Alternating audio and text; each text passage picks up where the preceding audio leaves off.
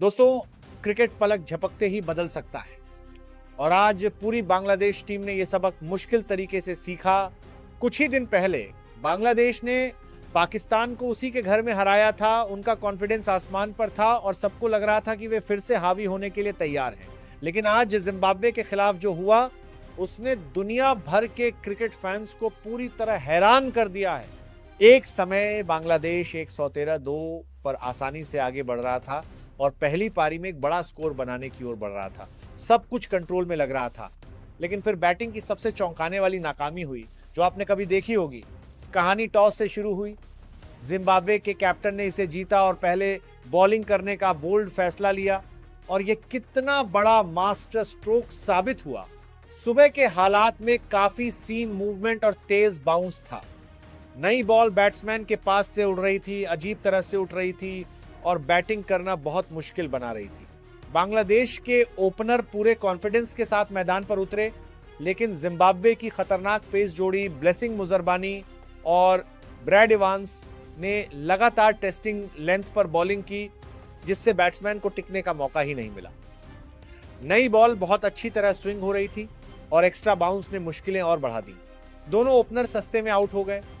शदमान इस्लाम ने कुछ अच्छे शॉट लगाकर वापसी करने की कोशिश की, लेकिन उनका रिस्क 20 रन पर खत्म हो गया। बांग्लादेश का टॉप ऑर्डर एक बार फिर सीरियस प्रेशर में था। लेकिन दोस्तों, जब सब कुछ बिखरता हुआ लगता है, तभी असली चैंपियन सामने आते हैं। शुरुआती विकेट गिरने के बाद मोमिनुल हक कैप्टन नजमुल हुसैन शांतो के साथ क्रीज पर आए और दोनों ने मिलकर इनिंग्स का मोमेंटम पूरी तरह से बदल दिया। जब मोमिनुल आए तो बॉल हर मुमकिन कोशिश कर रही थी, लेकिन उन्होंने ठीक ठीक दिखाया कि टेस्ट मैच की सही टेक्निक कैसी होती है। उन्होंने खतरनाक गेंदों को पूरे कॉन्फिडेंस के साथ डिफेंड किया, हर लूज बॉल को सजा दी और धीरे धीरे जिम्बाब्वे के बॉलर्स को बैकफुट पर धकेल दिया। ऐसा लग रहा था जैसे उन्होंने मुश्किल पिच को पूरी तरह से अपने काबू में कर लिया हो। मोमिनुल ने 60 रन की शानदार फाइटिंग इनिंग खेली, जो ऐसे मुश्किल हालात में सबसे बेहतरीन इनिंग्स में से एक थी। उनके पक्के इरादे ने बांग्लादेश को शुरुआती मुश्किलों से बचाया और इनिंग्स को शानदार तरीके से फिर से बनाया। कैप्टन शांतो ने 19 कीमती रन बनाकर उनका अच्छा परेशा साथ दिया और दोनों ने मिलकर बांग्लादेश को 2 विकेट पर 113 तक पहुंचाया। उस समय सभी को लगा कि बांग्लादेश एक बड़ा टोटल बनाने वाला है, लेकिन असली मुसीबत अभी बाकी थी। दोस्तों, इसके बाद जो हुआ वो किसी हॉरर मूवी जैसा लग रहा था। जिस पल शांतो 19 पर आउट हुए, बांग्लादेश की पूरी बैटिंग लाइनअप अपनी राह भटक गई।